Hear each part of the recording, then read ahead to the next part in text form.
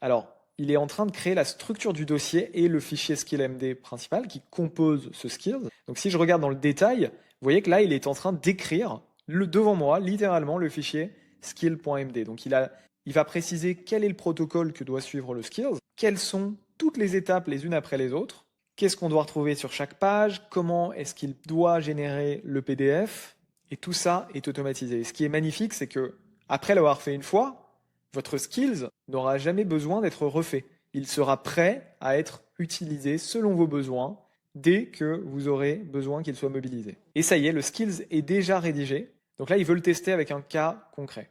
Et il m'a donné des scénarios qu'il va tester. Je lui ai dit, OK, tu peux tester.